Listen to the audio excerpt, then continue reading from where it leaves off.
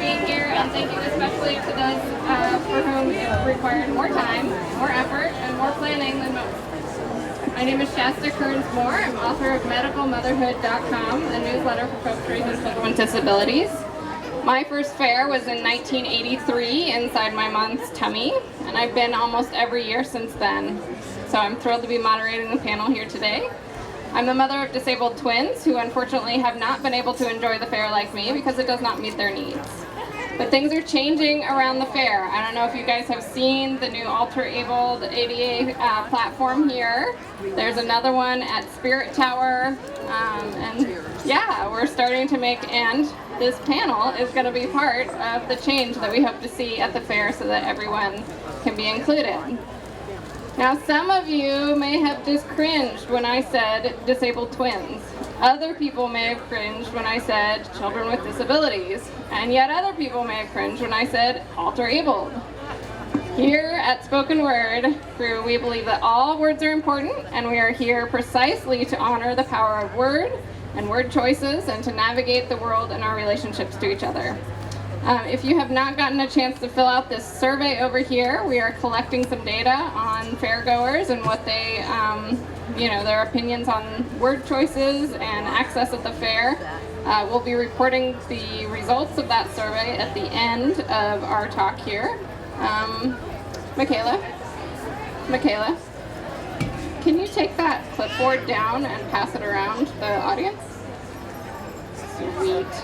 All right. So, all you have to do is scan it with your phone's camera, and the QR code will pop up a little website. Okay. Our talk will be about an hour, actually 45 minutes now. We'll do introductions, talk about the good, bad, and the ugly of the fair, and lessons from other outdoor festivals. We'll have an opportunity for Q&A, and then report those survey results. So, with all that, let's get started and introduce our panelists. This is Ravi Drugan, a Paralympian, and his mom, Kelly. I don't know your last name.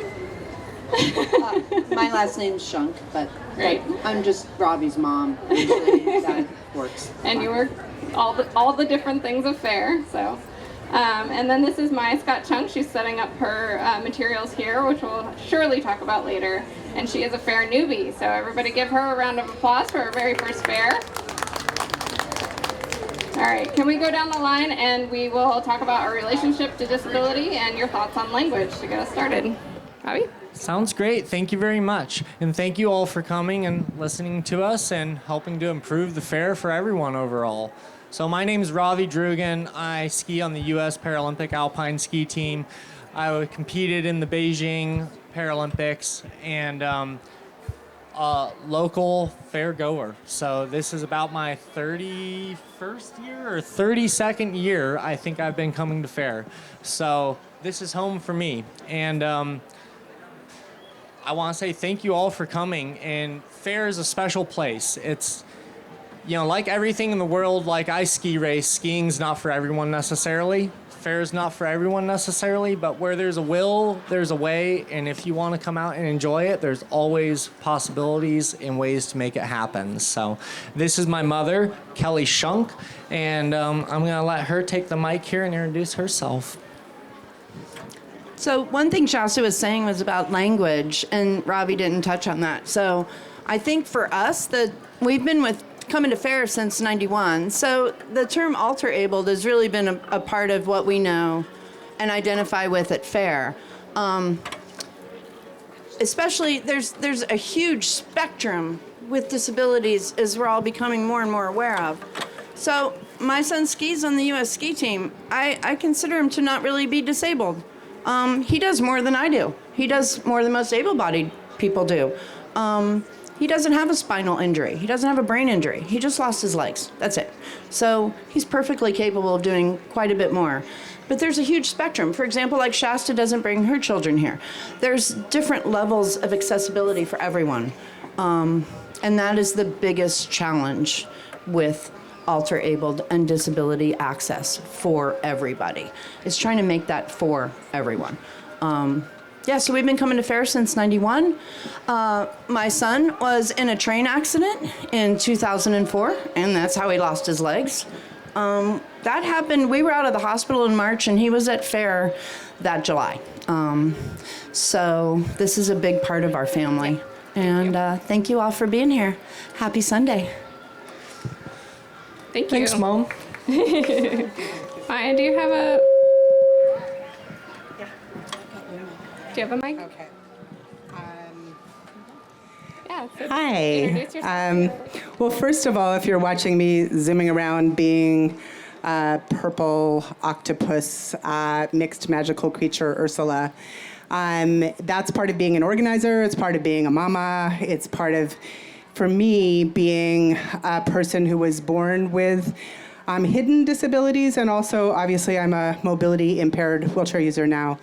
I wanted to note and honor Celestina Miao, who is one of my dear family and what I call a CRIP Creative Community Care comrade.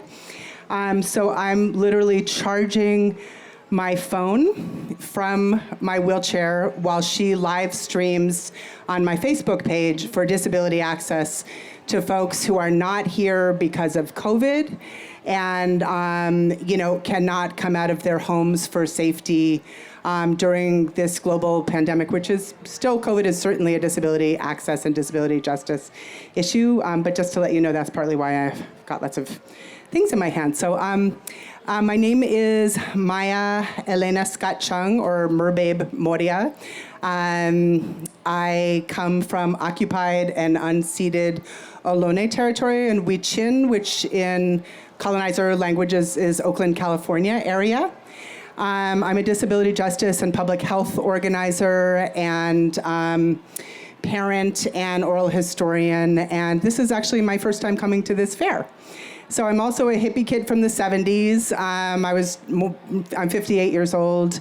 I'm queer, I'm non-binary, I'm Celtic, I'm white, and I think bringing the history of disability justice, disability access, and disability rights movements and some of the tensions and growth areas for ourselves individually and movements and as a fair are here. And I set up an ancestor altar in the front. It's a practice that we do in all of the disability justice work that we do to recognize that all of us are, our bodies are battlegrounds and our bodies are altars and sacred temples, and that all of us carry the seeds of the future and the wisdom and the energies of the ancestors that are inside us and among us. So I'm honoring their particularly two ancestors, Richard Malcolm Wright, who died in Nigeria in September of 2021 after having completed his initiation into Yoruban and Ifa. Those of you that were here for the past panel to really honor that tradition, and also Stacey Park Milburn, who is a 33-year-old disability justice organizer, queer, Korean, and mixed heritage organizer from Oakland, who died in the beginning of the pandemic, and we're going to be honoring her in Oakland next week for Stacey Fest. So bringing kind of Bay Area crew here. So this has been your first fair. Do you have some good experiences to share with us? And then we'll move on to the rest. Yeah, I do have many experiences. Yeah, I would just say good experiences. First of all, like, this is a wild, amazing place. A lot of people think I've been here for a long time because clearly I fit in visually. I'm like, you don't know what it's like in Oakland, and I'm a hippie kid from the 70s, so I'm always like this. Yeah, it's been amazing, and I really want to say there's been so much love and care and openness to growth and learning through all these different parts of really, I mean, I actually live in Emeryville, California. That's about 13,000 people, so this community is more than 3 times the entire city that I live in, so I have a lot of gratitude and humility and honoring that we're in a time, and when you're talking about language too, when you're talking about altar-abled, I consider myself a moving altar with an ALTAR. Yeah. And we are. There's a sacredness to that, and that the evolution of language, and also to recognize that how disabled people call ourselves in different regions, in different cultures, in different times. Some folks really like people with disabilities. Some people like to be called disabled people. Some people don't like that language at all. I'm interested to hear about the history of altar-abled within this community, because I didn't grow up here. And so I'm really excited to learn from the two of you, three of you. And yeah, really grateful to be here. Great, thanks. No, it's all you. Oh, this is me. Okay. I need to do something. One of the things to say about my disabilities is I was born with a rare congenital heart condition called a right-sided aortic arch with a vascular ring, and the artery in my left arm wraps around my trachea and esophagus. So I have to drink warm fluids, and that's the primary reason that I'm in a wheelchair, so I'm trying to get my drinks and stuff down. So would you mind holding this for a second? I was like, well, this is a good week for warm fluids, so we're doing good. Right. Kelly and Robbie, do you want to talk about some good experiences at the fair? I want to say fair's always a wonderful experience. There's always a lot of things that, I want to look at each and every one of you and say, pick 3 things that would help you have a better time at fair. And I bet one of those things are something we're thinking about already. So to improve fair for yourself is improving fair for everyone. And yes, people with disabilities have a little more needs or something else you may need to think about, but that doesn't mean that that's changing anything from your own daily life. We just made me think about a couple other things a little differently. So good experiences, you guys are here today. It was awesome. Bad experiences, I don't even really want to talk about bad experiences at fair, because they're not bad experiences. What they are learning curves, in that we are going to improve the fair from here on what we've learned from this. Yeah. And I think, how many people have been here since Friday? Most of you, yeah. So I don't need to be redundant about the United Rentals and the change from Honey Bucket. Yeah, thank you. Yeah, please. Please speak up on that, because, we wanted to start with the good, and usually the good was Honey Bucket. There were ADA bathrooms everywhere on site. They were clean. They smelled like cinnamon. They were well taken care of. We were never out of TP. This year, we arrived on site on Tuesday, and we camped way out in the far lot in the full sun and scoff lot.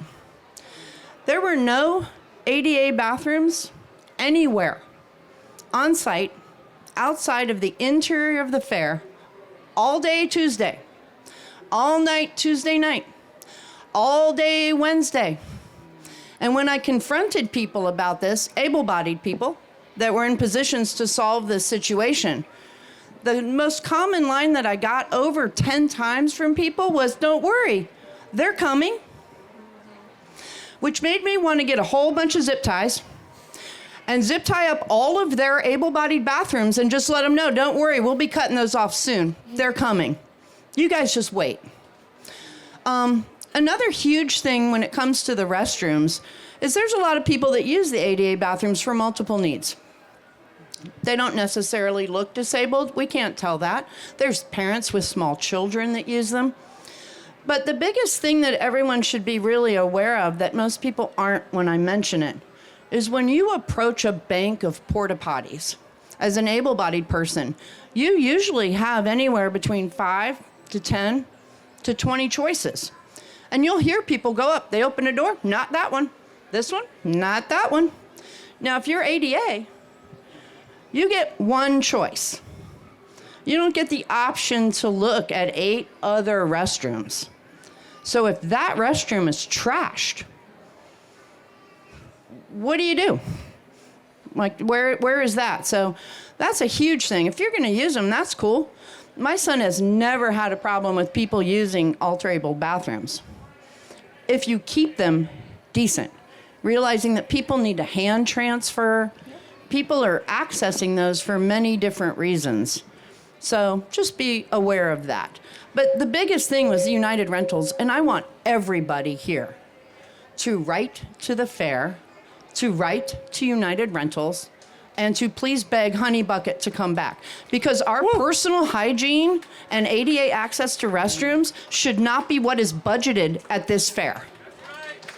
This fair is the largest arts and crafts nonprofit organization in the United States with a huge operating budget. For us to be cutting budget on personal hygiene, hand washing stations, and ADA restrooms is not what I want to see. That doesn't work for anybody here. So, thank you. Thank you, Kelly. Robbie, do you want to? And it's all those little things. Really, no one wants to go destroy a bathroom if it's your own bathroom, right? So let's be considerate for everyone of any ability. And also another thing is, you may not think that there's only one option for me or someone else, or even occur to you, but it's the little things like when we come out and there's a foot pump station.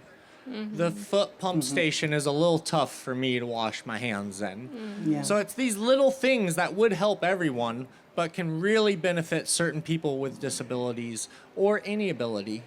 Yeah, universal No. design. Did you want to Yeah. speak on that? Sure. Since we're talking about bathrooms, I mean, first of all, I'm not a fan of talking about quote unquote policing, and I'm part of a group called Disability Justice League Bay Area that collaborates with a group called Anti-Police Terror Project, NMH First. We've been talking a lot about harm reduction and collaboration with sex workers and drug users, and really respecting the bodily autonomy of every human being. So one of the first things I wanted to say is we don't really know who needs to use the ADA bathrooms. I'm a fat person as well as a disabled person, and I use fat and fat liberation the way I use dyke and the way I use queer as reclaimed terms as a description of who I am.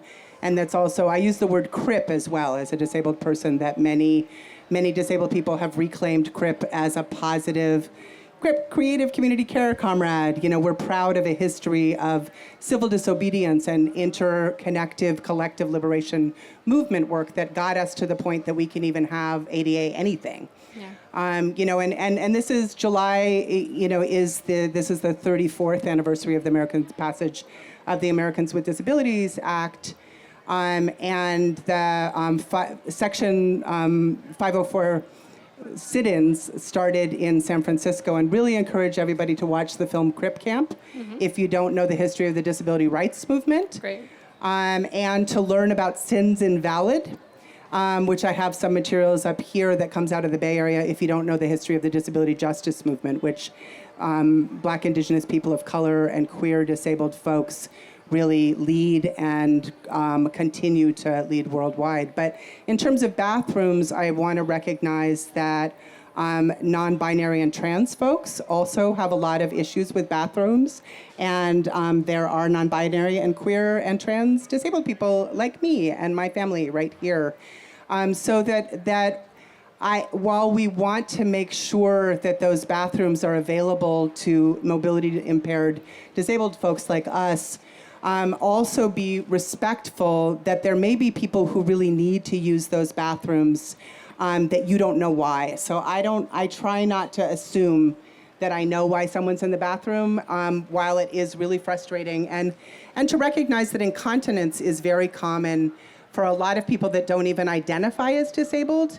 And if you have to go, and I don't know if, you don't have to raise your hand because it's an embarrassing thing, but I bet many of you here have pooped your pants or peed on yourself in public places. And it's really a public health risk in hot environments where you can't get around. So just recognize, that we can't get in any other bathroom but that one. And so if you don't need it, don't use it. And if we only have one out of, like you said, 15, clean it up a little bit because it can get really gross. They are the nicest bathrooms often. So I think all of you have some experience with outdoor festivals that aren't the fair. So I'm wondering if there's any lessons you've learned from other outdoor festivals, because I mean at its basic core, right? We have these dirt paths, we have tree roots. There's a certain amount of it's not all paved out here. But are there things that we could be doing, lessons that we could be bringing into the fair? I'll start with Robbie. Yeah, actually, this is one of the most accessible festivals I go to. So I worked Reggae on the River.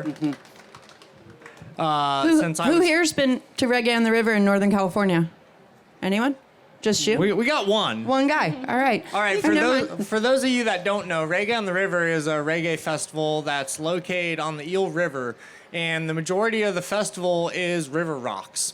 And when I first went there, there's a lovely swimming spot there, a lovely river, but I was told it's impossible for someone in a wheelchair to get to the river. And I looked at them and I said, nothing's impossible. So where there's a will again, there's a way. Things may be more difficult for some people, but that doesn't mean we can't go out and enjoy it and have some fun, and it might take a little more hard work. So we've done numerous festivals on the West Coast. So we've done Earth Dance, Gaia Festival, numerous ones. Earth Dance by far was amazing with the disability community and ultra-abled. There were no foot pump hand wash stations. There are hand washing stations available that have a paddle. Perhaps you've seen them that you can use your arm or your hand or an elbow.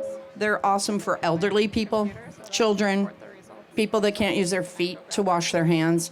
Hygiene is huge, especially after COVID and the pandemic. The fact that hand washing stations are still an issue and haven't been upgraded is a big thing.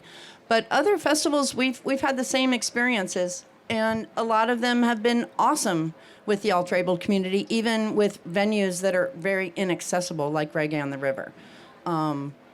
But there's many things that the fair can do to improve that for everyone and learn from all of these other events that happen.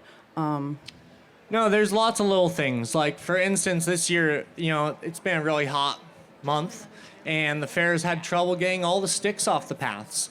The sticks make it really bumpy for someone in a wheelchair, but it's also dangerous for an average person walking around.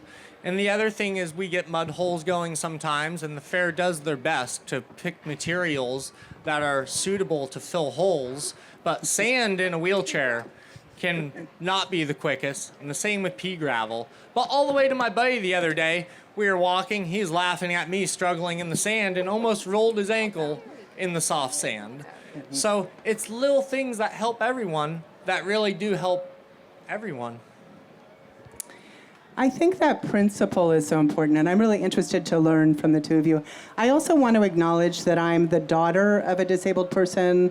I'm a disabled person myself. I'm also the mother of a disabled person, and I want to recognize the importance of intergenerational and community care with each other, and to give a shout out to the fierce mama bears and papa bears and momex and popex and parents of all genders. It is a particular thing. My daughter has type 1 diabetes and has almost died several times in the hospital in the time that I've parented her, and navigating as a wheelchair user in the hospital.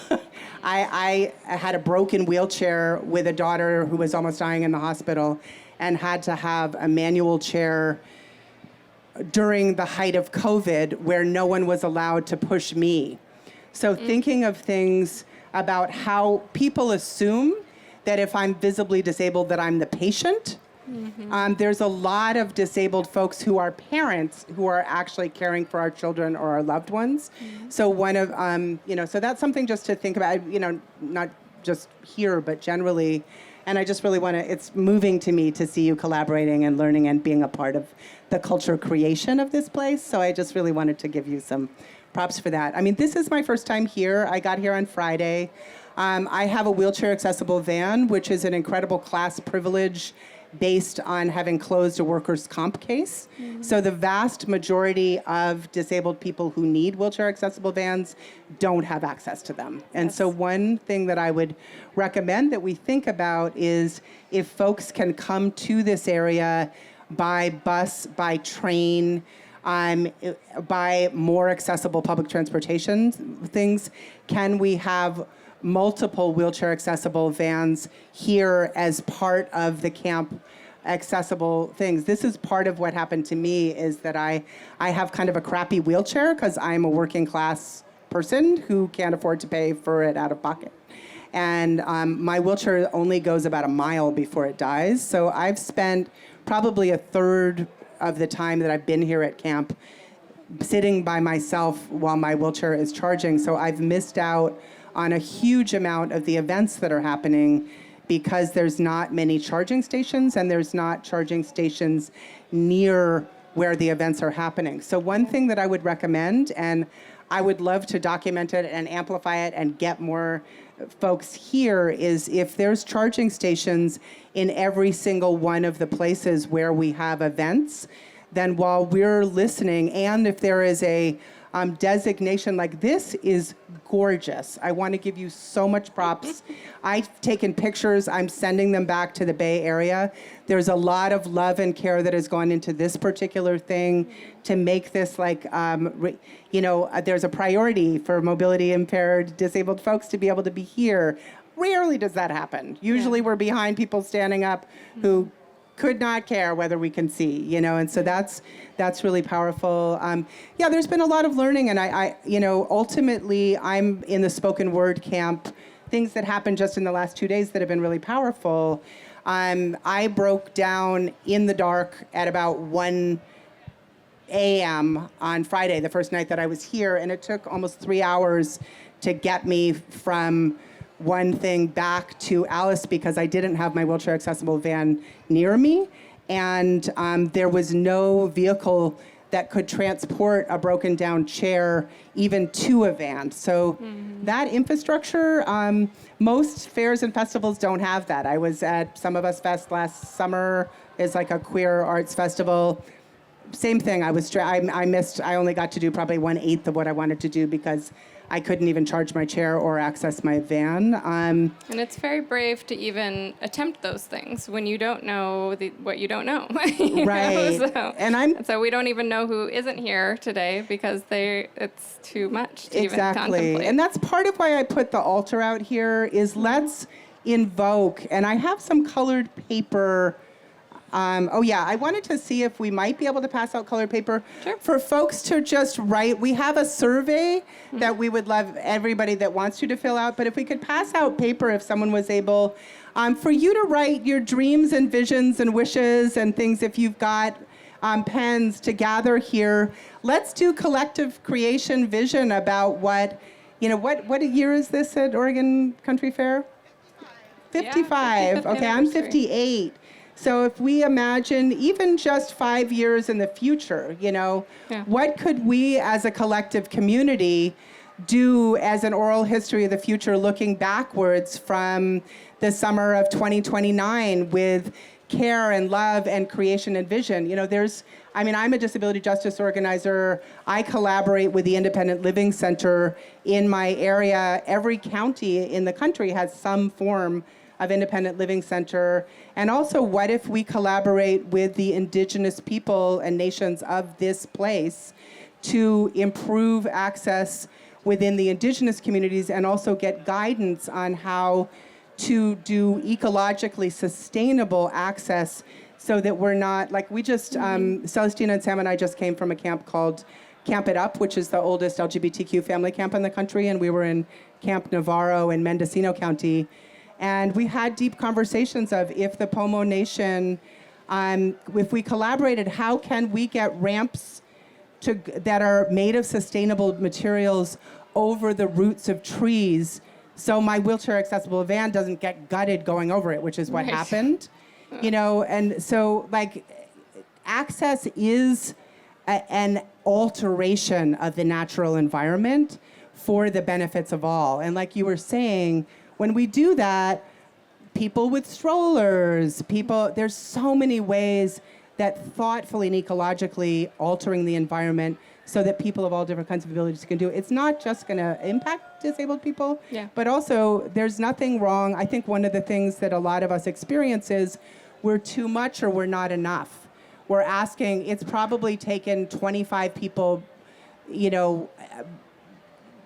brainstorming and communicating in the last 2 days just to make sure that I could get to my panels on time. I am actually taking up more resources than other people, but behind me are hundreds and thousands and millions of human beings that have never come to this beautiful place because this access is here. So I always think, I am the result of my ancestors, and I'm a living ancestor that's creating space and making movement for the future. So really encourage you, if you want to just write your visions and things, please put your, ideas both in the survey, and I make a commitment to send a Google document back of what you write there to feed back to the fair. Great, thank you.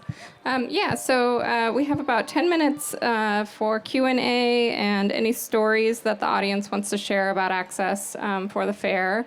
So if you had any questions or anything that you wanted the panelists to expand on, we can go with some hands. There's one there. Hello, I'm just curious how this is being communicated to the fair itself. How I love the conversation. I love the Q&A. I love seeing everybody get together. But I'd like to know a little bit more about who's in charge of making some of these things happen, and what can we hope to accomplish? I have no I'm idea. going to jump up right here because Yeah. you see this shirt? Unfortunately, I work security here. Unfortunately, that gave me the power to deal with the porta potties and to deal with those issues. So I know she says about policing, but I like to call us more like a peace crew. We're here to make Yeah. everybody safe and secure. So let's go ahead with some more questions. Yeah. Yay.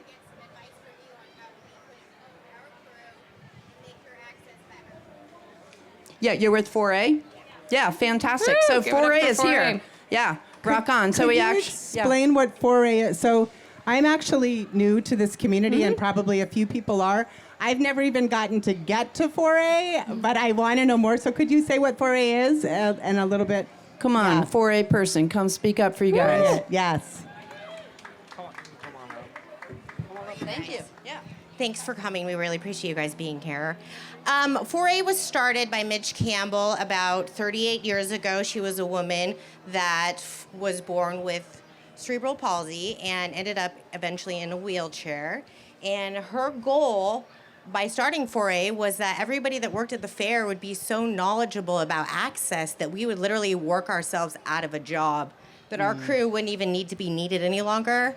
But we've been here all these years, and our crew is unfortunately having to grow because we're continually doing things that people just seem to avoid changing and upgrading. So I'm glad you guys are here so that we can get some advice from you on how we can improve.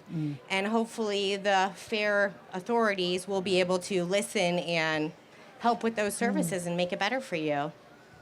Yeah, and I think that's a really good answer to what your question was, is that FAIR does have an organization that's involved, but it really is that communication.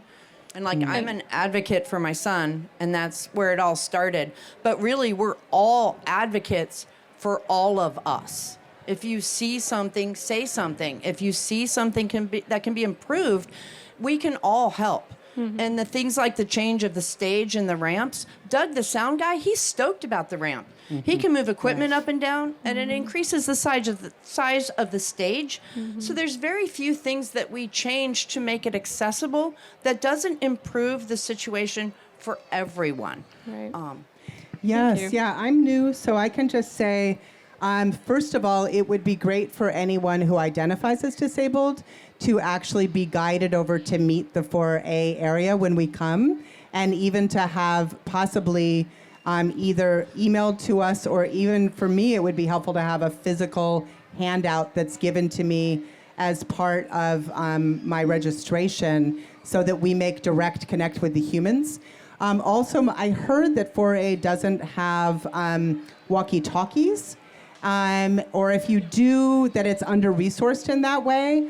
And so resourcing 4A to have communication that can, I was sort of observing things Friday night and Saturday night because I'm here about what people do and don't know, and most people that are volunteering have no idea how to get hold of 4A, what 4A is. The communication between walkie-talkies and lack of cell access. Another thing to consider is to have a parallel walkie-talkie system for people with disabilities to be able to communicate because their cell phones aren't working.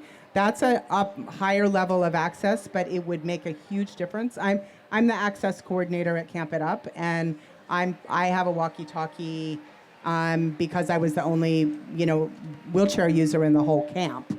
We're dealing with some very similar things. And I think that kind of going from margin to center is really important to say, again, that's the vision looking backwards. What if this camp became a global learning community, which it already is in some ways, around a learning laboratory of liberatory, cross-movement, disability justice practices? I think in some ways it already is in what's happening with harm reduction and what I'm seeing here. But yeah, so I mean, and I personally, I'm a community partner with StoryCorps and would love to do oral history of what's already happening here so that we can get to know each other. Thank you. And just really quick, so 4A stands for Access Advocates for the Alter-Abled, is that right? And then they have a stand over at front of the main gate where you can check out by the dragon. Right The next big to the metal dragon. You are the dragon. You're the dragon. Great. And so you can check out wheelchairs from them, and there's a service pet area. What did I say? Okay. There's a charging station. Yeah. They also have a rest area in Community Village. So. And charging wheelchairs or Yes. Sweet. So Okay. and having a Awesome. physical map of Okay. that, like an access map, we do. Oh, okay, great. Yeah, I got to the Dragon Mouth last night to charge, so I'm learning, but that's great. So there's a physical access map. Awesome. And I'm super Yay! happy that you guys are here. I did That's call awesome. a few months ago to try to get some 4A people here, and it didn't work out. So I'm so glad that you came. Yeah. Yeah. Yes. All right, Moonrise, can you? Whoa, microphone. I am disappointed that we had to talk about bathrooms. That feels like we just stepped back in time, and I'm very Yes. disappointed. My daughter is not here because of those kind of situations. I don't even consider bringing here, and I'm part of a big community of people who would love to have our kids who love music and color and Yes. all the sensory stuff would be so healing for them, but they can't even get here. Yeah. And the bathroom situation, womp womp. Yeah. And I want to talk about liberation and how we Yes. can let everyone have access to joy in their lives and not just talk about where we're going to go to the bathroom. That's Yeah. Those basic needs Bring need to be it. met already. I will mention too, Whitebird up by main stage, they will let you do change diapers up there if you need like an adult-sized diaper changing area. So that's also good to know. Any other questions or comments? And then we will get to the survey results. So I have a question. So I'm really glad to see there's an interpreter here, particularly for this Yes. discussion. And I know that there are events on throughout the weekend that are marked that have interpreters, but I think it would be great. I guess this is more a comment. Sorry, not a question. Yeah. I think it would be great if there were available at more performances because that really limits it for folks who are deaf or hard of hearing. Yes. And I guess I'm also wondering, there are a lot of different services around the fair, but are there interpreters embedded in Whitebird? If somebody who's deaf or hard of hearing and they're injured or they need help, I know we can pull out our phones and you can communicate that way. Yeah, Whitebird has that.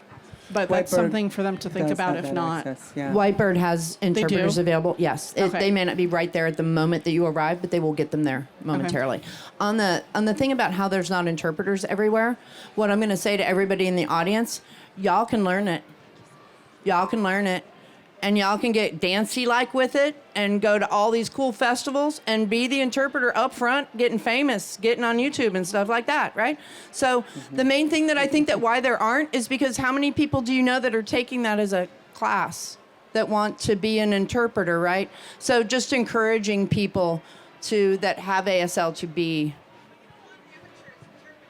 No, that we've already seen the results of that on many failed YouTube things of people that actually were interpreting nonsensical, absolutely non-ASL language as a filler. So yeah, there does have to be accountability that they know what they're doing, but we just need more of them. Not to put you on the spot here. Something I just also feels a little bit like an elephant in the room here, but we're in a humongous COVID surge right now. And the camp that I was just at was an LGBTQ camp that was the week after Prides all around the world. And not surprisingly, there was, at the end of the camp, there was COVID outbreaks happening there. And, COVID is a global disabling event. And there are guaranteed hundreds, if not thousands of people that aren't here because I see very few masks. I'm not wearing a mask right now, but when I get into crowds, I am. And so just to recognize that COVID and disability and COVID access and access to masking and COVID protocols are a part of how we prevent it. And people are still being hospitalized and dying. This is one of the biggest COVID surges we've had since it began. So yeah, that's also a really important thing that the culture and public health thing of a festival can address. And I know we have lots of people that are that don't believe COVID exists and that are against masking. But I think it's, personally as a public health organizer and a disability justice organizer, I think it's not enough for folks to say mask if you want to, because guaranteed, I don't know if we're tracking it, but guaranteed there will be hundreds of cases of COVID coming out of this festival. Especially with the bathroom situation Yeah. being the way it is, where there weren't hand washing stations and stuff. So yeah, Well, Yeah. well, wash your hands. even here at Fair, anybody that was here 20 years ago had the barter fair out in Piggy Lot, does anybody remember when the barter fair used to be out there?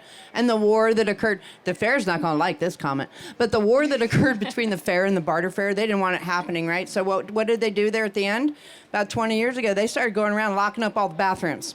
They shut down all the hand washing stations and they locked up all the bathrooms, and we still had hundreds of people in Piggy Lot.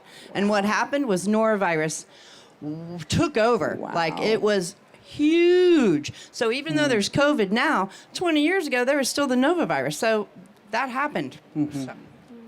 Yeah, and right. it's part of climate justice and emergency preparedness. Like we can do really innovative stuff about that here as well. Yeah, other questions? I think actually we need to move on to the survey results, and then if we do have some Awesome. questions at the end. Okay, okay, one last question.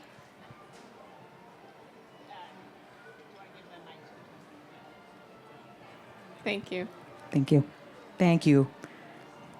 I just wanted to quickly go back to a comment that was made. I'm Drew. I'm the 4A interpreter coordinator, ASL interpreter coordinator. Okay. And where Dragon's Head was mentioned, where people could go as a place to ask for interpreters, which is possible. If somebody wanted to go to Whitebird, they would have to go request that from Dragon's Head. We don't have interpreters right now available at Whitebird or at any other spot stationed in the fair, and we recognize that that is a place where we need to do some work. There's a missing there, and so we do have some deaf staff working here, and there are people available at Dragon's Head to find interpreters when necessary, but that's the only place we have interpreters available. So there is definitely a need to get our heads together and make some improvements in that regard.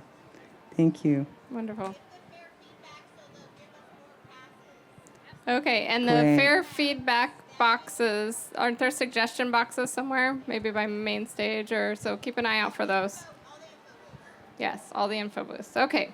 All right, the moment you've all been waiting for. Maybe not. So we had 53 responses to our survey. To the question, how many years have you been at fair? 50.9% of people said more than 10 times. 17% said fewer than 10 times.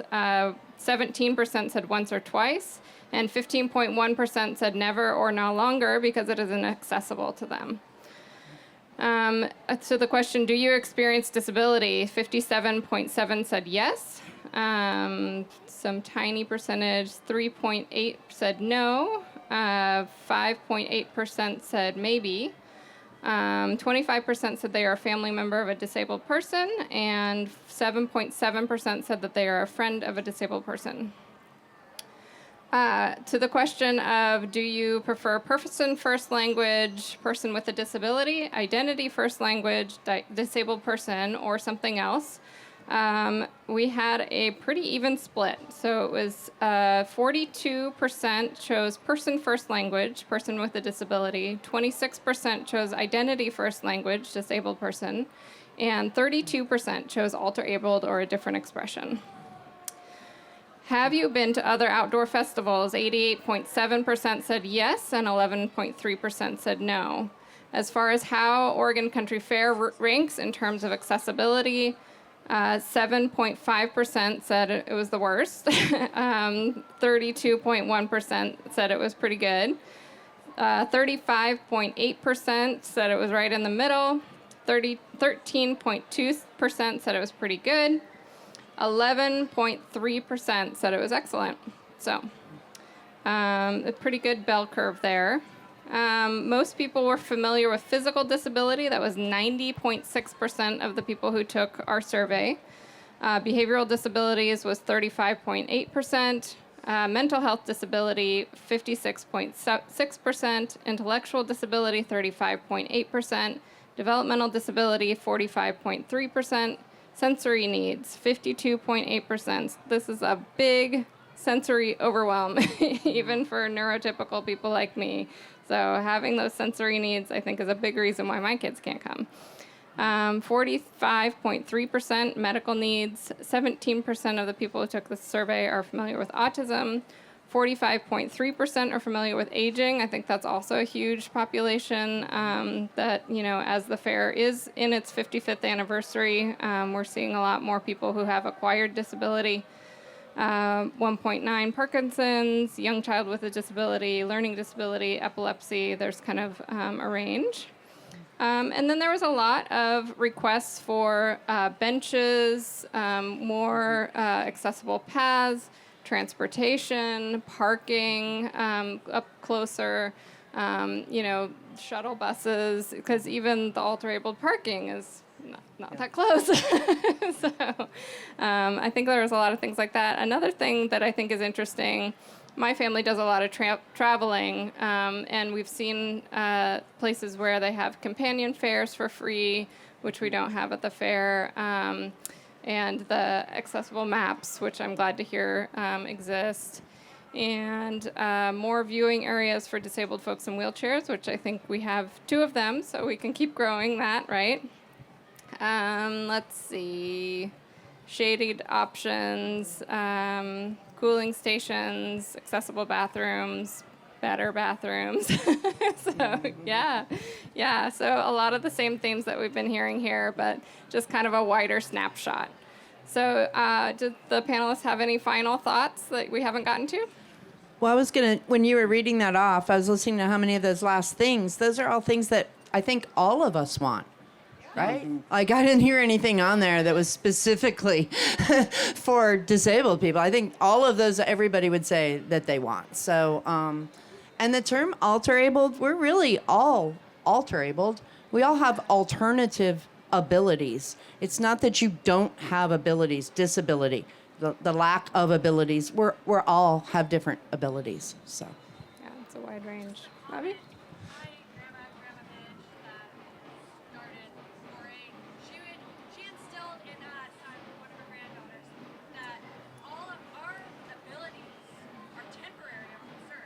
Yeah. Yes. Always going to be at one point in your life where you're going to need accommodations. So going around thinking that these things that we're helping other people, we think in our mind, like you said, is really Yes. for ourselves, because at some point we're going to need those accommodations and we're going to need the help. Yes. Just to Yes. Yeah, Absolutely. I did want to just say one thing about access, that it'd be great to mic that so we have it recorded and that folks can hear it as an access thing, because that I could kind of hear you, but that's really a beautiful part of the history. I did want to say that I do identify as a disabled person because I navigate structural barriers of ableism, and it's a political identity less than a descriptor of how I understand myself. Like, I call my right-sided aortic arch with a vascular ring my unicorn zebra heart. That's how I call myself, the way I call myself crip, the way I call myself queer. But when I'm navigating structural systems of ableism, I need to know the language that I'm dealing with state and federal systems. So just to recognize, we are talking about structural discrimination. We're talking about, and so in that way, it is alter-able doesn't do much for me when I'm dealing with the Center for Independent Living or the Department of Rehabilitation. So it's code switching, It's not the language of my heart, but it's the language of my peoples when I'm navigating structural discrimination. Yeah. And so I just am really grateful to be here. Of course, this is a huge conversation I hope we have for the rest of our lives. I'm really grateful to be a part of this. Thank you. Thank you. Bobby? Yeah, I want to say I don't really like the word disabled. It sounds negative to me. I like alter-abled.